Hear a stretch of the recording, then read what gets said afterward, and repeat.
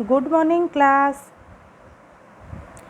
आज हम लोग वो ओडिया जो चैप्टर हम पढ़ रहे थे ना, मो जीवन अभूला कथा सत्यनारायण राजगुरु जोटा लिखी तार तृतीय भाग पढ़ा।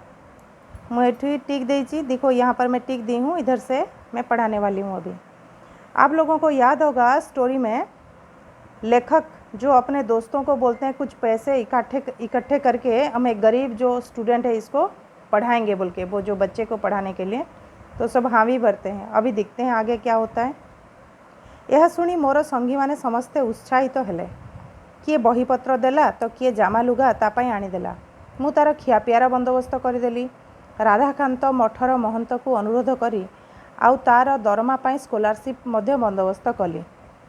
एठारे कही रखिबा आवश्यक जे महाराजांक अनुग्रहरु ओडिया छात्र माने समस्ते अधा स्कूल फीस दे थांती। पुणी मेधावी गरीब छात्र मानकु स्कूल फीस देवा छाड़ होता है। अच्छा, उनके दोस्त तो सारे के सारे हाँ भी भरते हैं। तो कोई बुक देता है, किए बहीपत्र देला तो किए लुगापटा देला तापे आनी। तो मु निजे मतलब लेखक से निजे कौन कले ना खियापियार बंदोबस्त भी करदेले। आ राधाकांत मठ गोटे थिला, तार जे मठर महंत थिले ना, तांकु जाइके से रिक्वेस्ट कले जहाँद्वारा कि से तार दरमा पाई स्कॉलरशिप भी बंदोबस्त कर देथिले।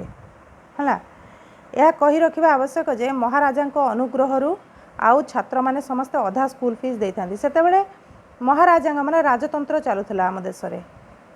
हला जेतेबेले कि ये जो कहानीटी जेतेबेले कहा जाउची, सेतेबेले राजा जे थिले महाराजा जे से महाराजा होचंती पारलाखेमुंडीर महाराजा कृष्णचंद्र गजपति।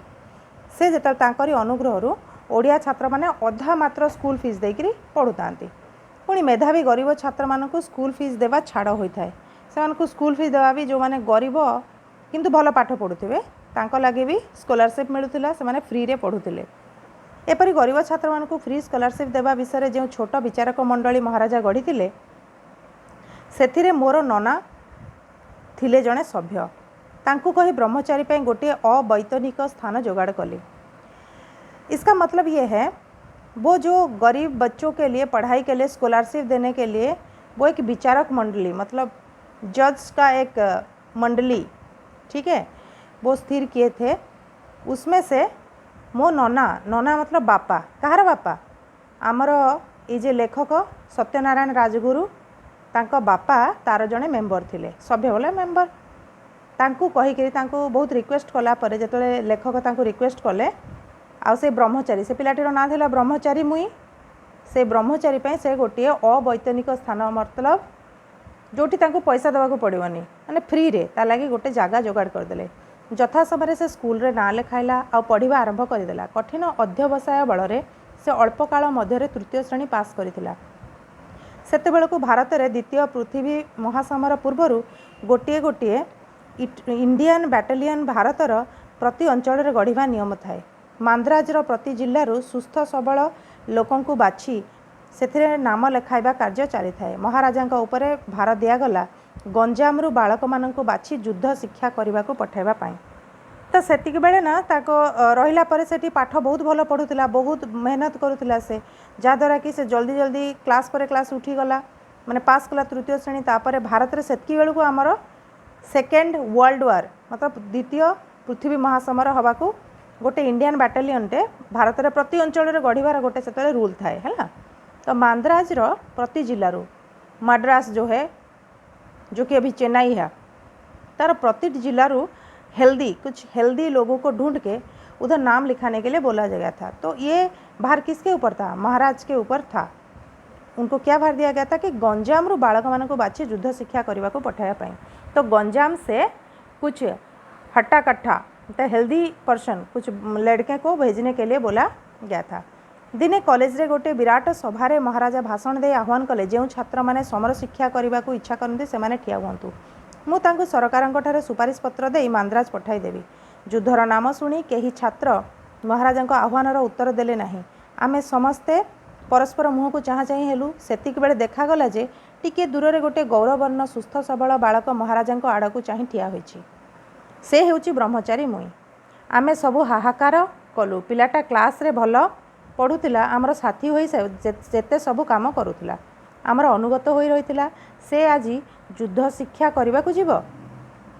एक बार कॉलेज में बहुत बड़ा एक मीटिंग चल रहा था जहाँ पर महाराज खुद भाषण दे रहे थे और वो बोल रहे थे कि जो छात्र मैंने समर शिक्षा मतलब युद्ध कला वो से पढ़ने के लिए इच्छुक हैं वो अपना माने खड़े हो जाए, वो ठिया हो जातु से तांको मु सरकार पाखे सुपारिश पत्र देकर माद्रास पठेदे माने मद्रास में भेज दूंगा उधर काम करने के लिए।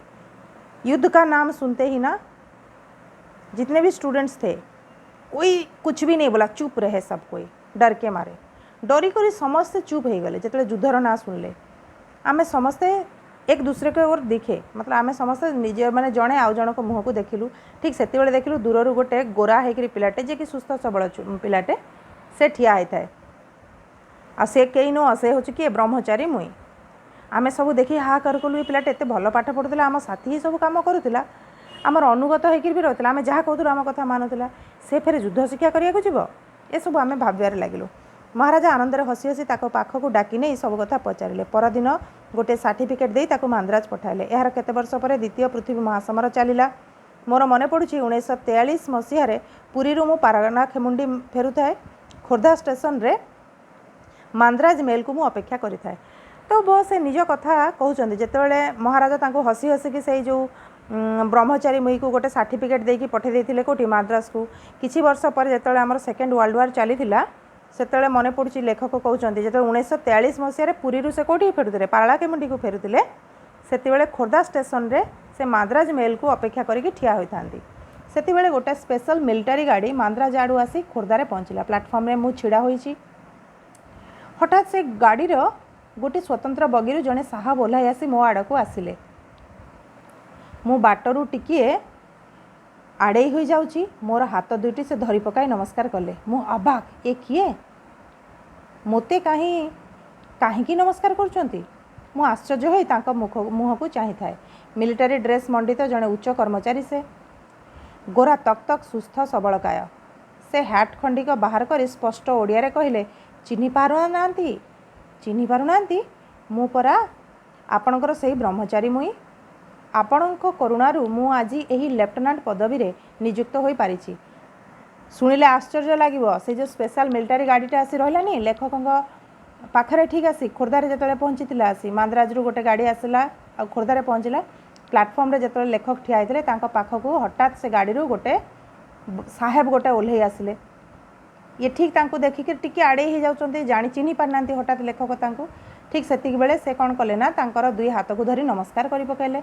तो हठात अचानक किए जड़े मोर हाथ धरी नमस्कार कला बोल कि जिते अबाक हो गले आ पचारि कहीं मत नमस्कार कर मने मने भाविक आश्चर्य होती।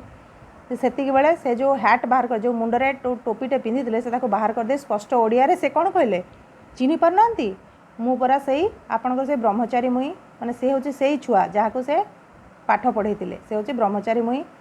आ से कहूँ कि आपण करुणारू मु लेफ्टिनेंट पदवी रे नियुक्ति पाई मात्र से बड़ चाकरीटे भी कर जाइछंती। मु आश्चर्य हली सते जेपरि गोटे नगण्य भिकारी आज देश मातृकार सेवार उच्चतम स्थान अधिकार करिछि। मो मनरे टिके गर्व संचार हैला। सते जेमि सेदिन मोर उद्यम जोगु जो पिलाटी स्कूल रे नाम लेखाई पारिथिला आज से भाग्य बल रे केते उच्च को उठी पारिछि। तेणु सुविधा और पारिपार्श्विक अवस्था ही मनुष्य को उच्च किंबा नीच करिथाए।